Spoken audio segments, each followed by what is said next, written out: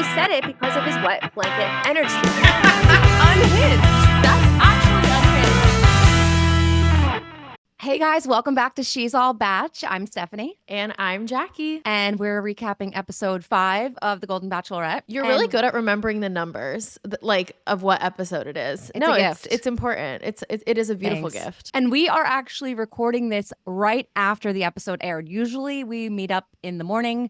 And so if you notice different lighting, it's because it's 10 o'clock at night on the East Coast. And we just wrapped the episode. Overall, what did we think about the episode? I think it got better at the end. In the beginning, I was like a little bit like we were getting fluff, like the conversation with Trista in the beginning. And then there were just like some silly things like of them in the house once again. And like I like seeing that. But when it's just them like talking about like, hey, what do you think about hometowns? What do you think about hometowns? It's like, all right, let's get to like the meat and potatoes of the episode. However, I feel like towards the end, I have a lot more to say on how things went down.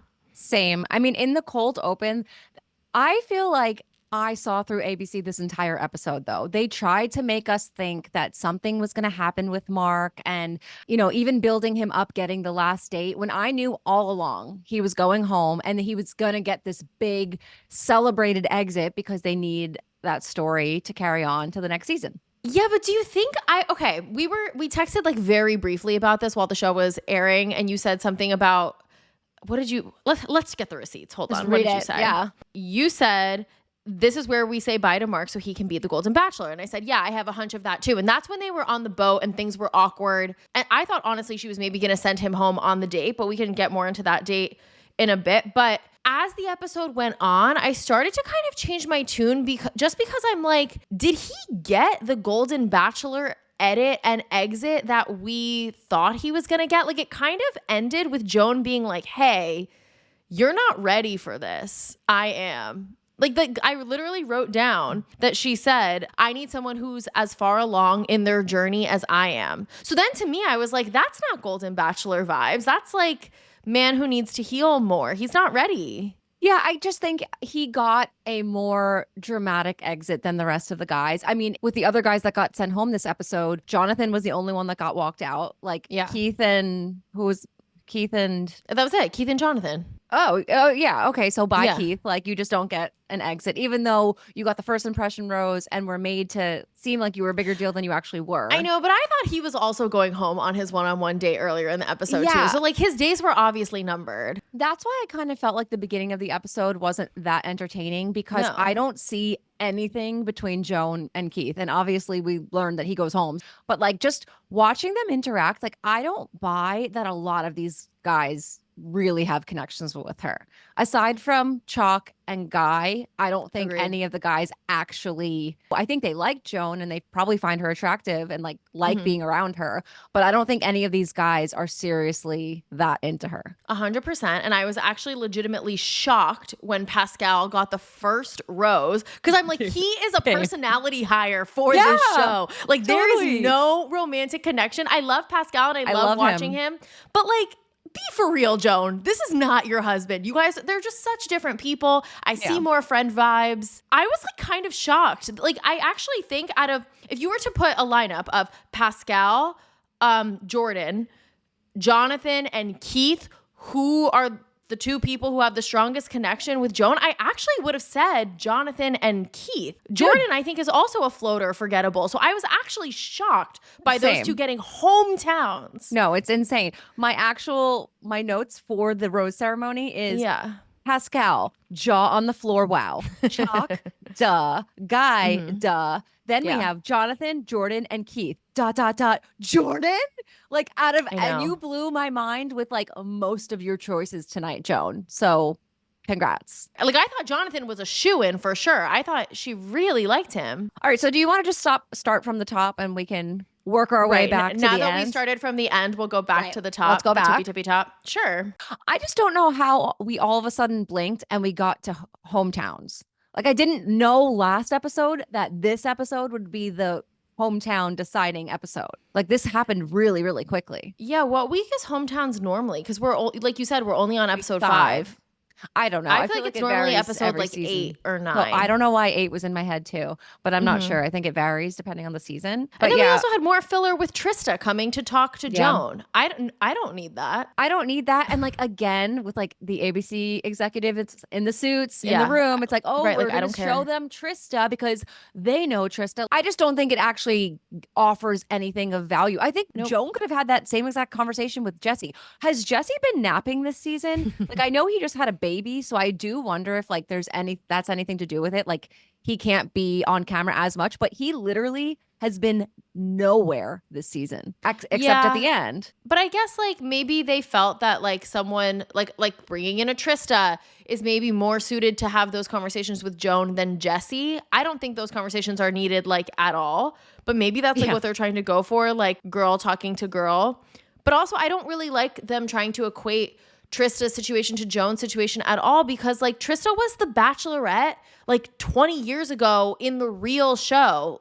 Joan has a whole different perspective, and she's the Golden Bachelorette, and she's lost a spouse and has lived so much life, and this is her second chance at things. Like it's just not the same. There's no parallels. There was no reason. It was very random. And I don't get why they wouldn't have just brought back like a golden girl, one of the golden girls, to just sit with Joan. If like Joan really needed a friend to vent to, I don't get why they wouldn't choose someone like more relevant to her. Yeah. And then the main takeaway seemed to just be Trista telling Joan that she regrets not giving Ryan like more validation and telling him that she was falling in love with him when he was saying it to her. But it's not even like that's really relevant to like what Joan's going through right now. Like we're not there yet. No, she's not saying she's falling to anyone. Has anyone really said it to her?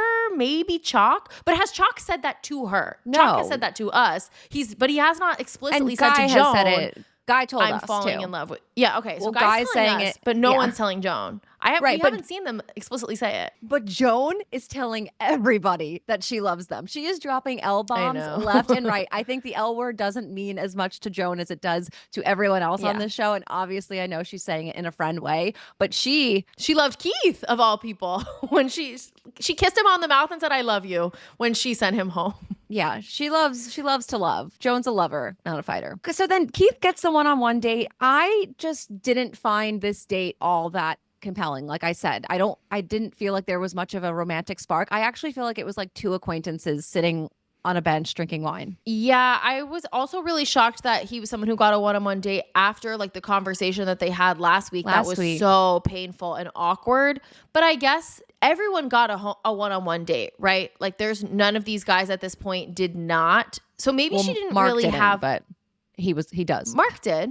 Yeah. Mark did tonight, but at the time of the date with Keith. Oh, no, but I'm saying, correct. But out of all of the guys, like everyone eventually got one. Whereas I feel like sometimes in the normal season, like they're coming up on hometowns and there are some girls who literally have not gotten one-on-one dates. So they know Where'd you what go? the fuck just happened. No, my camera's saying battery exhausted. Guys, okay, technical difficulties. I was in the middle of a sentence, so it's probably going to be choppy with what I was saying into this now, but then literally my camera just died and it went black and said battery exhausted. So now I am talking to you from my computer camera. That's show business, baby. And that's showbiz, babe. It's 10 o'clock at night and we just have to get this out because we're don't going have out of time to tomorrow, fix the so camera. we don't have time. So what were you saying? I was saying that usually in the normal season, by the time they get to hometowns, there are sometimes one or two people who haven't gotten a one-on-one date at all or ever. Floaters. And then it's usually pretty obvious that those people are going home. However, that was like not the case in this situation.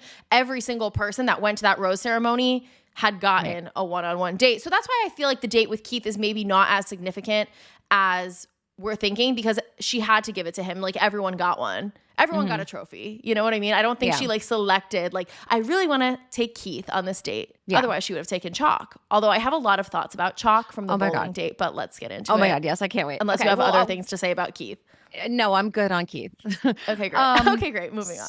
So then we cut to Mark. They're really painting this picture of Mark not really knowing if he's doing the right thing being in this house. He vents to Pascal and Jordan, and like he sees this hummingbird, which he feels is a sign from his wife, Denise.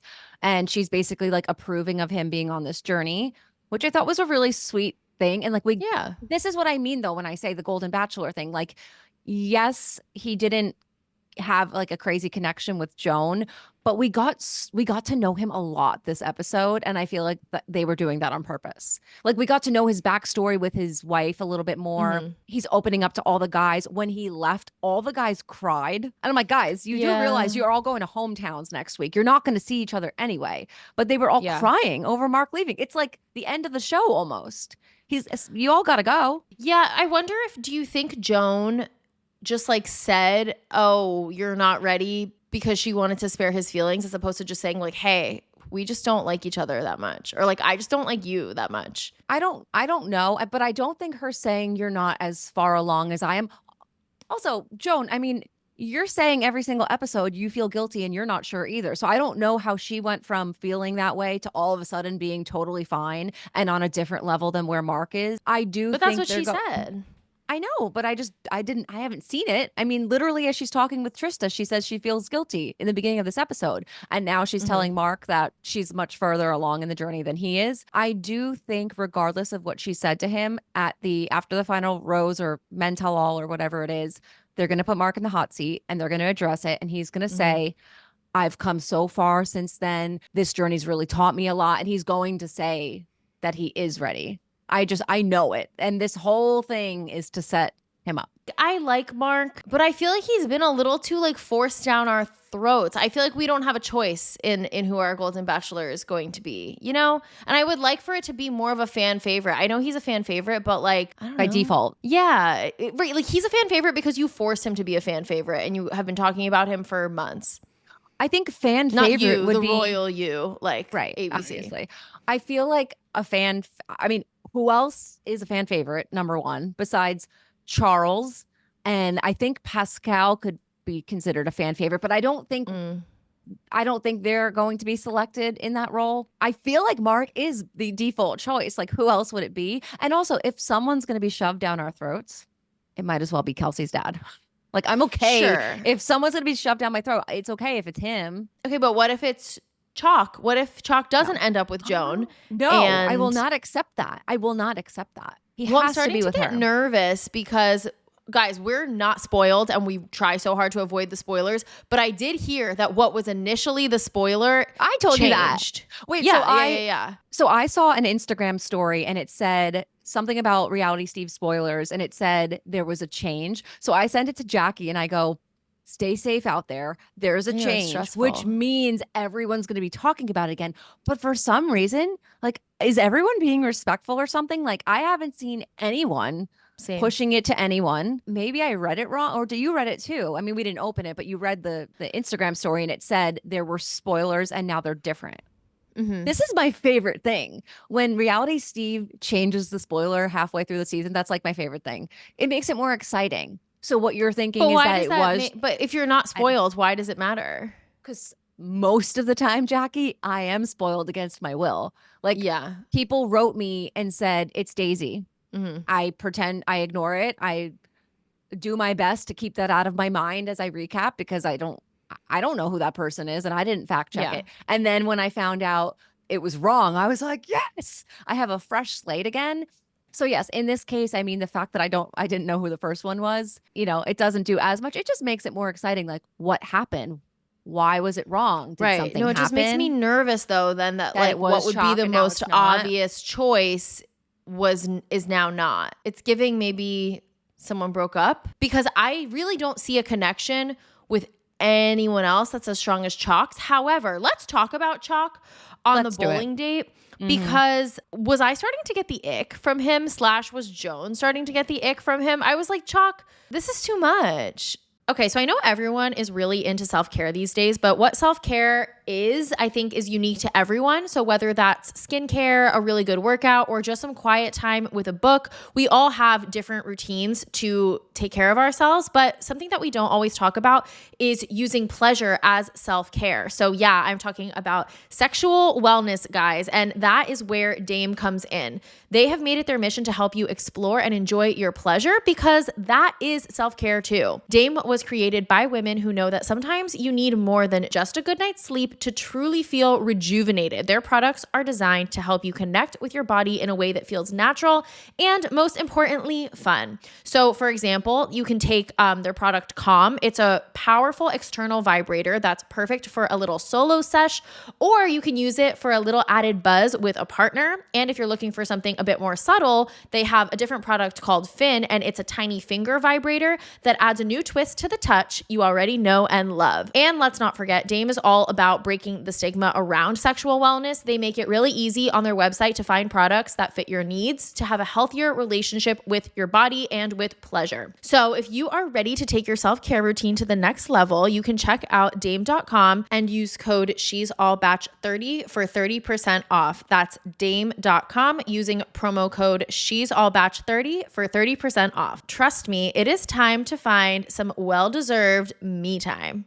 You guys know how much I love fall and how much I love the seasons changing. However, something that is always kind of worrisome to me when the air is starting to get cooler outside is how it affects your body and how you're so much more likely to get sick when the air is becoming cooler. We're indoors more, hence why people are more likely to get common colds during the cooler months. But you won't have to worry about that if you're using Liquid IV's new Hydration Multiplier Plus Immune Support in the flavor Mango Passion Fruit. It has 5 times the daily value of vitamin C and 3 times the electrolytes of the leading sports drink, so you can give your body the immune support it needs. It's super easy to use too. Basically, you just tear, pour, and live more. You take 1 stick and mix it with 16 ounces of water, and it hydrates you better than water alone. Go support everyday wellness with Liquid IV. You guys can get 20% off your first order of Liquid IV when you go to liquidiv.com and use code She'sAllBatch at checkout. That is 20% off your first order when you shop Better Hydration today using promo code She'sAllBatch at liquidiv, liquidiv.com. I did also write down too, it is giving Devin in the beginning when we all still really liked him. But regardless of all the horrible things that came out about Devin, in the beginning when we're like, well, yeah, guys, obviously Devin is going to spend his time with Jen because he wants to be with Jen. Obviously, Chalk is going to sit there and talk to Joan on the bowling date. He doesn't care about bowling. Like, he's there to be with Joan. That's good. That shows he has good intentions. Mm-hmm. And so on one hand, I was like, yay, Chalk. But on the other hand, I don't know. I just like the way he was talking to her was like really assuming a lot, like that they like have a future and that it's all real and all. And I'm like, whoa, Chalk. There's still a lot of other guys here. Are you talking about when they were sitting in front of the other guys though, or like when he pulled her away? Oh, no, when they were sitting in front of the other guys. Okay, my thought on that was like, yes, he was being, putting himself out there and going for it. But I also feel like that was on Joan too. She didn't have to like cuddle with Chalk when the other guys are sitting in the next seats. Like I was like, Joan, like, yeah, sit next to Chalk and like give him a little love and then go sit next to Jonathan and do the same thing. Like that's what you're supposed to do as the lead. And I think this may have been editing. I don't really think she was sitting with Chalk as much as it showed. I'm sure she was like sitting with the other guys too. But like they show them sitting, then she gets up and bowls, then they hug, then they're sitting again. And it just very much looked like it was the other guys on Chalk and Joan's one-on-one. Which that in itself didn't really bother me. It was more just kind of like the things that he was saying to Joan when we zoomed more in on their conversations. He just, I think, was like really presumptuous. Is that the word? Presumptuous. Yeah, he was really presumptuous just about like their future. He's confident and he has a right to be. I mean, we all see the connection. I feel like they are dating already. Like in their heads, they're boyfriend and girlfriend. Yeah, I don't know. I was getting the ick from him for some reason. Wow. That is really crazy coming from you. This is Chalk's #1 fan. I know. Well, clearly now I'm like number 2 or number 3 fan. Also, I'm a little bit worried because do you think, like, he's clearly so all in, he's so invested. Do you think as it gets further along and she does build somewhat of stronger connections with the other guys, that Chalk's just going to like implode and lose his mind and not be able to take it? And be like a Sean Booth edit? I don't think so. I think at this age. No, but maybe like have to remove himself. Maybe. Like he can't handle it? Yeah. I don't know. I'm worried. I'm not. Well, the previews for next week, like, they're trying to make it seem like something goes down. But I mean. I was so gung-ho for Chalk last week. Something in this episode is making me question or doubt. But I still think he is the strongest connection by a mile. But if it's not Chalk, Jackie, it's Guy. There's literally no other option. I agree. Those are the final two. I don't know how Pascal and Jordan are even in the top 4 when they're both. Pascal's a more entertaining floater, but they are both floaters. 100%, yes. Although now that they're in the top 4, they lose the floater category, but they were floaters before to me. I think you can float to the top 4. You can't float to the top 3. 3. So one of them, although one of them is going to make it to the top. So, then but maybe it will be a Jeremy situation where like they reveal so much more about the relationship and we realize later on that Joan has a really strong connection with, I'm thinking probably Jordan, not so much Pascal, just because I think like Pascal is the personality hire of the season. I know, and I love him. I just was never, I didn't have a connection with Jordan, so I don't really care about their relationship. I wasn't super invested in them. I think I'm a little more invested in Pascal and Joan, even though I know 100% that they're just friends. But I still think he'd be more fun to see on TV. Pascal. We can root for So we can root for him in that sense. Yeah. So I think it's going to be Chalk, Guy, Pascal, hopefully Jordan. But I actually see what you're saying. I do think those two are interchangeable. I don't think the top 2 are interchangeable. I agree. Oh, so you think it's going to be Chalk? Yeah, I'm just starting to. You just don't like him a little bit less. Okay. Yeah, but he can bounce back from that for sure. Yeah. Like it's not the be all end all right now. I'm just saying I got a little ick. I'm allowed to get an ick. You're totally allowed to get an ick. In the preview, like I said, they were trying to make it look like something goes down, but I need ABC to take some notes here. If you're going to show a preview and you're going to show all these family members who we don't know and you're flashing it all really quickly at the screen, I don't know whose sister is saying to Joan, like, he's not going to pick you, or like, he doesn't actually love you, or whatever they said. Like, I'm like, okay, so I know that all these people say it to Joan, but I have no clue who you're referring to. And I feel like ABC expected us to know, like, oh, that's Chalk's sister.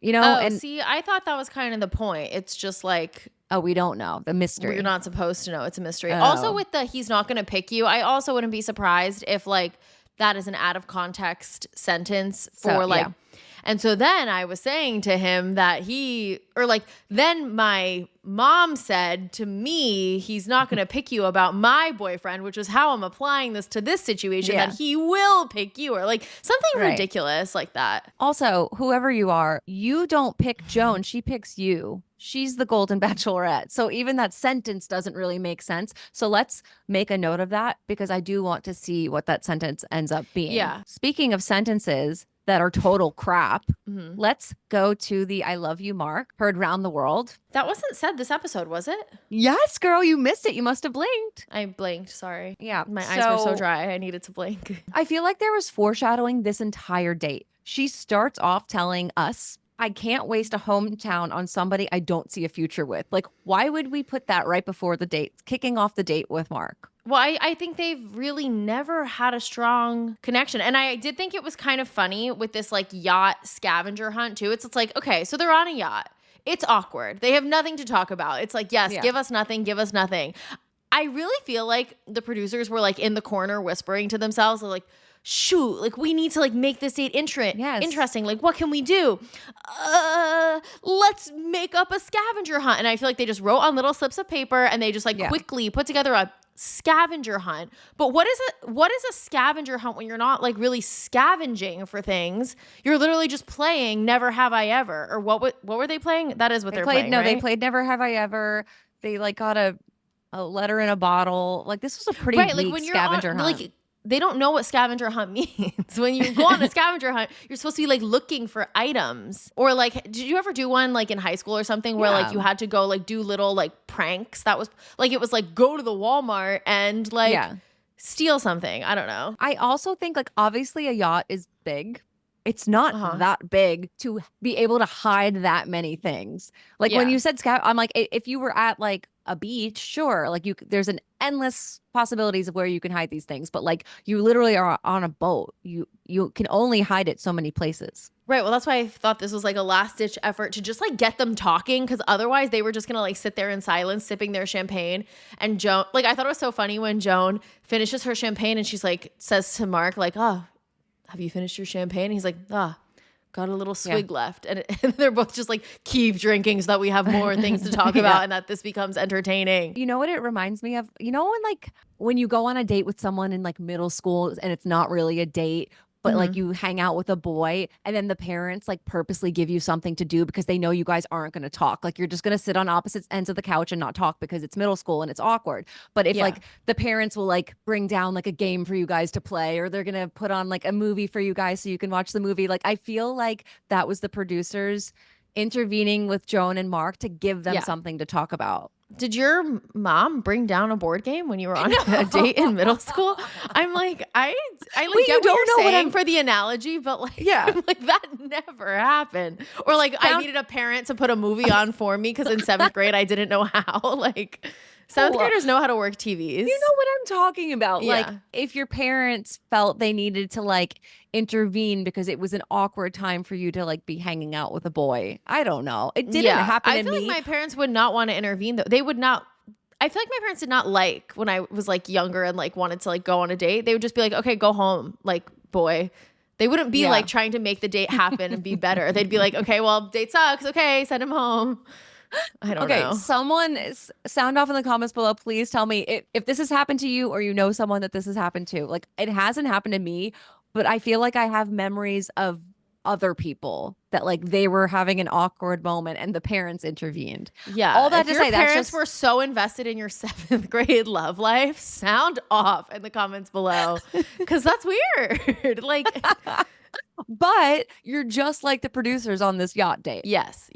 I knew all I what was you trying to meant. say. Yes. Right. Okay. I just thought it was funny. So they have a fake scavenger hunt. They play Never Have I Ever. Oh, I'm sorry.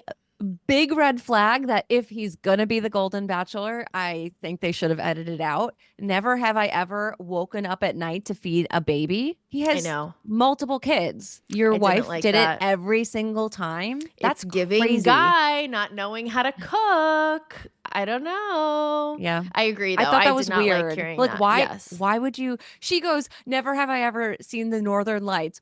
Why would you just say something like that, Mark? Don't tell us that you didn't help out. That you were not an equal partner in your last marriage. Yeah. And then at the end of the date, she tells us once again that something's missing. She feels like something's missing. Again, like we get it, Joan, you're going to send him home. We get back to the house and now we see the scene of the cold open that we got in the beginning. And it's Joan walking in and she pulls Mark aside. I mean, I think when she pulled him aside, I knew this was the breakup moment, especially after seeing like such a horrible date that they had just had. I don't know. Do you think how much of that do you think they told her to say versus like that's how she really feels? Because I do keep going back to like her whole point was like, you're just not as ready as I am. Blah. But I think the reality is like she just doesn't like him. Chemistry. There's no connection there, and that's fine. And they wanted him to be special, and they didn't want him to just go home in the normal rose ceremony. So they're like, no, pull him aside and say XYZ. That's another point though, too. I find it weird that she sent home Mark separately, but then Jonathan and Keith still had to go to the rose ceremony. Yep. You know what I mean? Like if there's someone like the lead has like a really good connection with and they don't want to put them through that, okay, like you pull them aside. Yeah.